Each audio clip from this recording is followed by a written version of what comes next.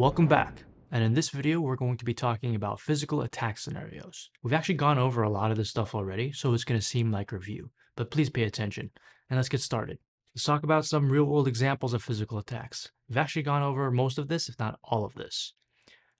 Starting with tailgating, an unauthorized person follows an employee into a secure area, somebody that's hugging pretty much your back, not literally physically, but just really close. You might have an access card, you use an access card, you're walking through a door, and they're following right behind you. Best way to mitigate this is to tell people to back off, they're too close, or probably most likely a security guard present in access card places, keeping an eye on things. That's the best way to mitigate this kind of instance.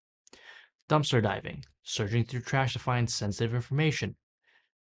This is legal in a lot of states. You can dumpster dive in pretty much almost every state.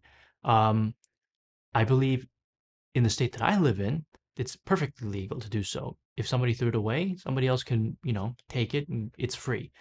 It's not, somebody's trash is another person's treasure, right? But the best way to mitigate sensitive information from falling into people's hands is to destroy that information, right?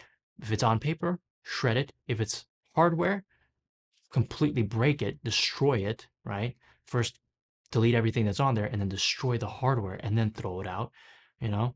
Just prevent any kind of sensitive information from going into the trash can intact. That's how you mitigate dumpster diving. Theft of devices, laptops, or phones stolen from offices or public spaces. Don't leave your stuff in public spaces unattended. And in offices, that's up to your business. That's the physical security part. That's really up to them. You'll be a cybersecurity analyst. That doesn't mean that you can't give recommendations for physical security, but physical security is very much a specific job. They need to be able to handle preventing people from going into the office and stealing hardware to, do with what they please. It's not a good thing, but this is kind of beyond your responsibility, but at the same time, it's something that you should speak up on because it's also part of your responsibility. Office break-ins, physically breaking into a building or to steal data or equipment. This is just breaking and entering. This is a crime. Again, to prevent this, either have security guards present in the physical office, either during the day or during the night when this happens, and also having alarms, police officers, patrolling the streets and then calling them, I guess, that could prevent that. Well, not prevent it, but at least catch the people doing so. Uh, Breaking and entering, this is not something you can control. This is something that people do.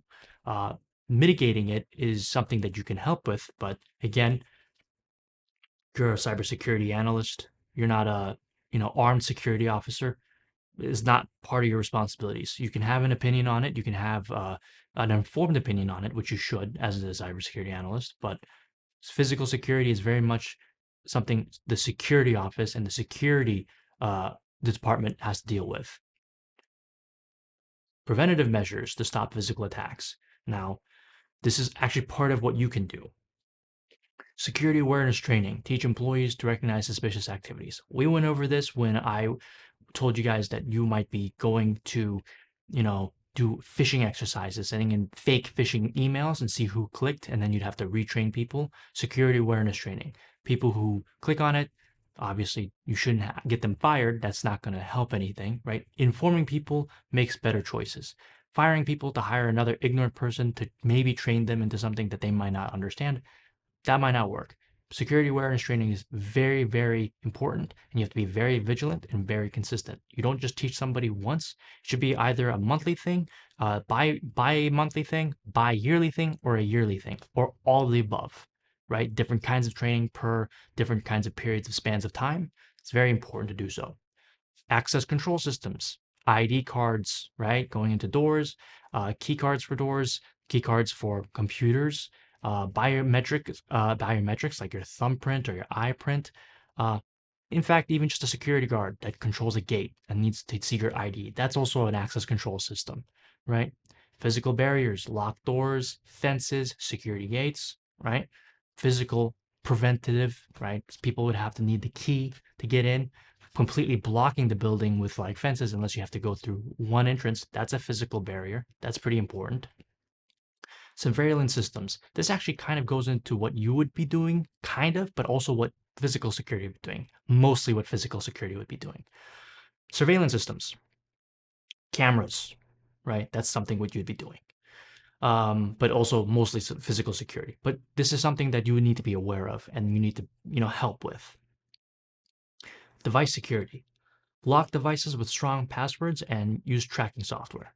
This is you. This is what you would be doing. You would be utilizing many different kinds of password methods to prevent, kind of password theft or kind of password attacks that we went over before, and using tracking software. Once they turn on the computer, if there's like some kind of internet access, or if you have some method of tracking that device even without internet access, like through kind of radio technology, right? That would be something you'd be utilizing. That would be part of your job, not necessarily physical security. Now let's go into the exam practice. Some of these questions might be on the test, so please pay attention. Question 1. Which of the following is a preventative measure to stop physical attacks of an organization's system? A. Installing surveillance cameras and implementing physical access controls like keycards. B. Encrypting all network traffic. C. Using multi-factor authentications for online services. D. Performing regular software updates to prevent malware infections. I'll give you a second.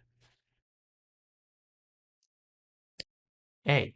Installing surveillance cameras and implementing physical access controls like keycards. Physical control is how you prevent a lot of physical attacks.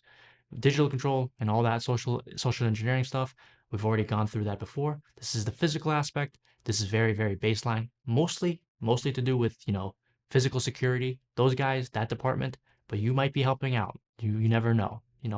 It's very important to be aware. Question 2. Which of the following is an example of a real-world physical attack in cybersecurity? A. Using a brute force attack to crack passwords. B. Plugging a malicious USB drive into a company's computer to spread malware. C. Phishing for a login credential via email.